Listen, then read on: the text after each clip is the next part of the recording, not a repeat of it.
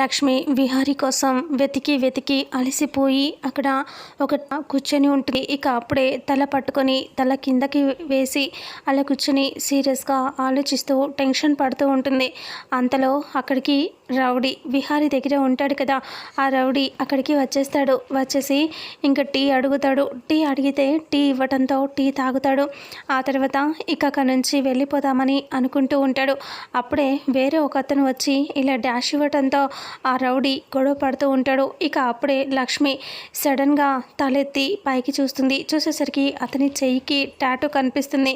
అది విహారిని కిడ్నాప్ చేస్తారు కదా, లక్ష్మి సీసీటీవీ ఫుటేజ్లో చెక్ చేస్తుంది కదా, అది గమనించి ఒక్కసారిగా షాక్ అవుతుంది. ఇంకా అప్పుడే టెన్షన్గా చూస్తూ ఇలా అనుకుంటూ ఉంటుంది.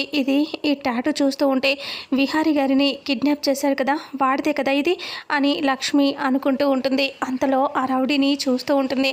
ఇక అప్పుడే వాణ్ణి అడిగితే చెప్పడు కాబట్టి వీన్ని ఫాలో అవుతూ వెళ్ళాలి అని లక్ష్మి అనుకుంటూ ఉంటుంది. ఇక వెంటనే అక్కడి నుంచి వెళ్ళిపోతుంది. రౌడీ వెళ్ళిపోతాడు. వాడి వెనకాల మెల్లగా లక్ష్మి కూడా లేచి వీడు ఎటు వెళ్తున్నాడో నేను అటు వెళ్ళాను అంటే విహారీ గారు నాకు దొరుకుతారు అని లక్ష్మి అనుకుంటుంది. అప్పుడే ఆ రౌడీ ఇంకా వెళ్తూ ఉంటే మెల్లిగా వెనకాలే ఫాలో అవుతూ వెళ్తూ ఉంటుంది లక్ష్మి. ఇక విహారీ ఒంటరిగా ఉంటాడు. విహారీ అలా స్పృహ లేకుండా పడిపోయి ఉంటాడు కాబట్టి ఆ రౌడీలంతా బయటికి టైంపాస్కి అలాగే తినటానికి టీ తాగటానికి అలా ఒక్కొక్క రీజన్స్తో బయటికి వెళ్ళిపోతారు. విహారీ ఒంటరిగా ఉంటాడు. ఇక అప్పుడే కొంతమంది రౌడీలేమో బయట ఉంటారు. ఇంకా అప్పుడు లక్ష్మి ఆ రౌడీని ఫాలో అవుతూ వస్తూ ఉంటుంది. అప్పుడు ఆ రౌడీ చూసుకోకుండా ఫాస్ట్గా వెళ్ళిపోతాడు. కరెక్ట్గా విహారీ ఉన్న ఇంటి దగ్గరికి వచ్చిన కొద్దిసేపు అయితే వస్తామన్న సమయంలోనే ఇంకా అతను గమనించేస్తాడు. లక్ష్మి తన వెంట వస్తూ ఉంటుంది కదా, ఈవిడేంటి నా వెంట వస్తుంది, అసలు ఎవరిది అని అనుకుంటూ ఆ రౌడీ చూస్తూ ఉంటాడు. అలా నెమ్మదిగా గమనిస్తూ అతనిని చూస్తూ ఇంకా అలా అక్కడికి వచ్చేస్తాడు. ఇక అతను లక్ష్మి కూడా అర్థం చేసుకొని వేరే సైడ్ వెళ్ళిపోయినట్టుగా వెళ్ళిపోతుంది. ఇక అప్పుడే ఆ రౌడీ ఇంకా డైరెక్ట్గా తన ఇంట్లోకే వెళ్ళిపోతాడు. అదే విహారీ ఉన్న గది దగ్గరికి ఆ ఇంటి దగ్గరికి వెళ్ళిపోతాడు. లక్ష్మి చూసి చూడనట్టుగా ముందుకు వెళ్ళిపోయి ఆ రౌడీ లోపలికి వెళ్ళగానే ఒక్కసారిగా షాక్ అయిపోతుంది. అంటే విహారీ ఇక్కడే ఉన్నారన్నమాట.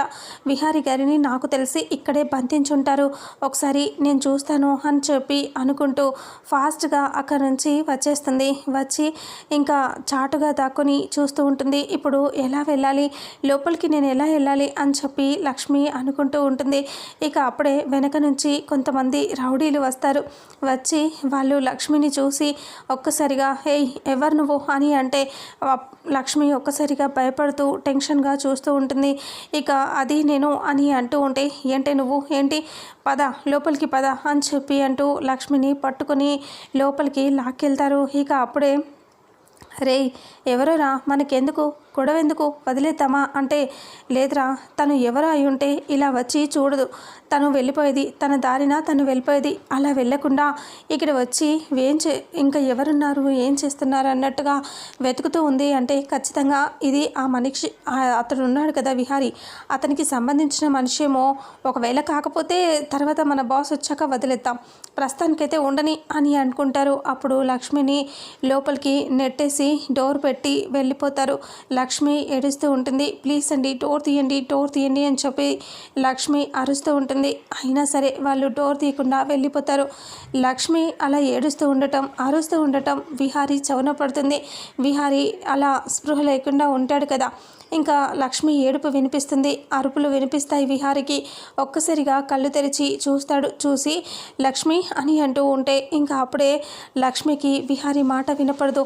ఇంకా లక్ష్మి వచ్చినట్టుంది అని విహారీ టెన్షన్ పడుతూ తన చేతులకు ఉన్న కట్లని విప్పుకోవటానికి ట్రై చేస్తూ ఉంటాడు. పక్కన కూడా ఎవరూ లేరు కాబట్టి ఇక అప్పుడే లక్ష్మి టెన్షన్ పడుతూ ఇలా అంటూ అరుస్తూ ఉంటుంది.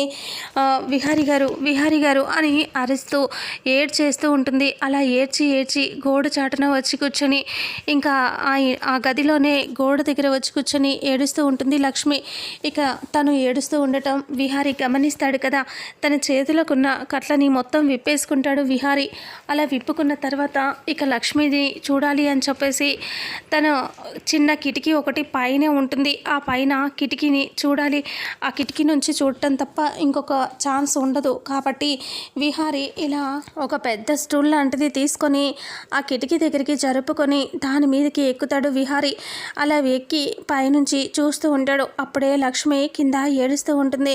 అలా లక్ష్మి కూర్చొని ఏడుస్తూ ఉండటంతో లక్ష్మి అని అంటూ విహారి పిలుస్తాడు. లక్ష్మి విహారి వాయిస్ వినగానే విహారి గారు అని అంటూ ఏడుస్తూ మొత్తం అంతా వెతుకుతూ ఉంటుంది. అప్పుడే ఇలా పైనుంచి చూసి ఇలా అంటాడు, లక్ష్మి ఇక్కడ అని అంటూ విహారి అనేసరికి అలా గదిలో మొత్తం చుట్టూ పైకి చూస్తే విహారి ఒక చోట కిటికీలో నుంచి కనిపిస్తాడు లక్ష్మికి. అప్పుడే లక్ష్మి చాలా సంతోషంగా విహారి గారు అని అంటూ ఏడుస్తూ ఇంకా చూస్తూ ఉంటుంది. ఎలా మీతో మాట్లాడాలి నేను అని అంటూ అటు ఇటు చూసి ఒక చైర్ తీసుకుంటుంది. చైర్ని దగ్గరగా అలా తోసుకెళ్ళి అక్కడ చైర్ని పెట్టి చైర్ మీద ఎక్కి నుంచుని విహారిని చూస్తూ ఏడుస్తూ ఉంటుంది లక్ష్మి. విహారి చేతులు ఇలా కిటికీని పట్టుకొని ఉంటాడు కదా, లక్ష్మి విహారి చేతుల్ని అలా పట్టుకుంటూ ఉంటుంది. విహారి ఒక్కసారిగా షాకింగ్గా బాధపడుతూ ఇలా అంటాడు, లక్ష్మి నువ్వేంటి లక్ష్మి ఇక్కడ అని అంటూ ప్రేమగా చూస్తూ అంటూ ఉంటాడు. అప్పుడే లక్ష్మి ఏడుస్తూ ఇలా అంటూ ఉంటుంది, లేదు విహారి గారు, నేను మీకోసమే వచ్చాను. మిమ్మల్ని చూద్దామని ఎక్కడున్నారో అని చెప్పి డౌట్ వచ్చింది నాకు. మీరు మాట్లాడిన మాటలు వింటే నాకు అర్థమైంది మీరు ఖచ్చితంగా ఏదో జరిగిందని, అందుకనే వచ్చాను నేను అని అంటే సంధ్యకి చెప్పొచ్చు కదా, ఎస్ఐ సంధ్యకి అంటే తను నమ్మట్లేదు. మీకు ఇలా జరిగిందంటే అసలు నమ్మట్లేదు. ఏదైనా చెక్ చేద్దాము అంటే కంప్లైంట్ ఇవ్వాలి అంటుంది. అలాంటప్పుడు తనకి చెప్పినా వేస్ట్, తను నమ్మట్లేదు కదా అని చెప్పి నేనే మీ మీద డౌట్ వచ్చేసి ఇలా బయలుదేరి వచ్చాను విహారి గారు అని లక్ష్మి అంటుంది. అలా అనేసరికి ఇక అప్పుడే విహారి ఒక్కసారిగా ఆలోచిస్తూ బాధపడుతూ, నా కోసం నువ్వెందుకు రిస్క్ చేసావు లక్ష్మి అని అంటూ ఉంటే ఇక లక్ష్మి మీకోసం కాకుండా నేను ఇంక దేనికోసం చేస్తాను విహారి గారు, మీకు ఈ దెబ్బలేంటి, ఈ గాయాలేంటి అని అంటూ ఏడుస్తూ ఉంటే ఇంకా అప్పుడే విహారి అలా చూస్తూ ఉంటాడు. మిమ్మల్ని ఇంతలో ఎవరు కొట్టారు విహారి గారు, ఎవరు ఇదంతా చేశారు అని అంటూ లక్ష్మి అడుగుతూ ఉంటుంది. అప్పుడే అక్కడికి సుభాష్ వస్తూ ఉంటాడు. ఇంకా సుభాష్ కార్ ఆపేసి అక్కడి నుంచి నడుచుకుంటూ ఆ గదిలోకి వచ్చేస్తూ ఉంటాడు. ఇక వెంటనే లక్ష్మి కంగారు పడుతూ ఇలా అడుగుతూ ఉంటుంది, చెప్పండి విహారి గారు, మిమ్మల్ని ఎవరు కొట్టారు, ఇదంతా దెబ్బలేంటి, మిమ్మల్ని అసలు కిడ్నాప్ చేయాల్సిన అవసరం ఎవరికి ఉంది విహారి గారు అంటే లక్ష్మి ఇలా అంటుంది. ఇంకా అడగటంతో విహారి ఇలా అంటాడు, అది లక్ష్మి అని అంటూ నాకు తెలిసి ఎవరు ఏంటో తెలియట్లేదు, కానీ మొత్తం ఆస్తి రాసి ఇవ్వాలని చెప్పేసి ప్లాన్ చేస్తున్నారు, అందుకే నన్ను కొట్టారు, ఆ డాక్యుమెంట్స్ మీద సంతకం నేను చేయలేదని కొట్టారు అని అంటే ఇంకా అప్పుడే లక్ష్మి ఏడుస్తూ బాధపడుతూ ఉంటుంది. అయ్యో విహారి గారు, అసలు ఎవరు చేస్తున్నారు ఇదంతా అని అంటూ చాలా బాధపడుతూ ఏడుస్తూ కన్నీళ్ళు పెట్టుకుంటుంది. ఇక అంతలో విహారి అలా లక్ష్మి మాట్లాడుకుంటూ ఉంటే సుభాష్ అక్కడికి వచ్చేస్తూ ఉంటాడు. ఇక ఎస్ఐ ఏమో బయట వేరే దాని ఏదో బయట గొడవ జరుగుతుందని ఫోన్ రావడంతో వెళ్తుంది కదా, తను బయటికి వెళ్ళిపోయి ఇంకా మొత్తం అంతా తన ప్రాబ్లం గురించి సెర్చ్ చేస్తూ ఉంటుంది. ఆ గొడవ గురించి క్లియర్ చేసిన తర్వాత ఇంటికి వస్తుంది ఎస్ఐ. ఇంటికి వచ్చిన తర్వాత డోరు ఓపెన్ చేసి లోపలికి వచ్చి, అరే ఇందాక లక్ష్మి నిద్రపోయింది, ఇప్పుడు మెలకువతో పడుకుందో చూద్దాం అనేసి ఎస్ఐ సంధ్య అక్కడికి వచ్చేస్తుంది. వచ్చి చూసేసరికి లక్ష్మి కనిపించదు. లక్ష్మి లేకపోవడంతో ఒక్కసారిగా టెన్షన్ పడుతూ ఉంటుంది. ఇదేంటి లక్ష్మి దిండు ఇవన్నీ ఇక్కడ పెట్టేసి అలా ఎలా వెళ్ళిపోయింది అని అనుకుంటూ చాలా కంగారు పడుతూ ఉంటుంది. అసలు అలా ఎలా వెళ్తుంది అని చాలా కంగారుగా ఎక్కడికి వెళ్ళి ఉంటుంది, లేదంటే లక్ష్మిని నిజంగా ఎవరైనా ఏదైనా చేశారా అని చాలా కంగారుగా ఫాస్ట్గా వెళ్ళిపోతుంది బయటికి. ఇంకా లక్ష్మిని వెతుకుదామని చెప్పేసి తను కూడా బయలుదేరుతుంది. ఇక వెంటనే ఇక్కడ సుభాష్ అక్కడికి వచ్చేస్తూ ఉంటాడు. విహారి లక్ష్మి మాట్లాడుతూ ఉంటారు. ఇక ఇంటి దగ్గరేమో యమున కంగారు పడుతూ ఉంటుంది. నా మనసు ఎందుకో కీడు శంకిస్తుంది, విహారిని నేను ఏమైనా ప్రాబ్లంలోకి నెట్టేస్తానా, నా వల్ల ఏమైనా వాళ్ళకి సమస్యలు వస్తాయా, అసలు ఏం జరుగుతుంది, చాలా కంగారుగా ఉంది నాకు, నా మనసు ఎందుకు ఇలా అనిపిస్తుంది అని యమున బాధపడుతూ ఉంటుంది. ఆ తర్వాత విహారి కోసం సహస్ర ఆలోచిస్తూ ఉంటుంది.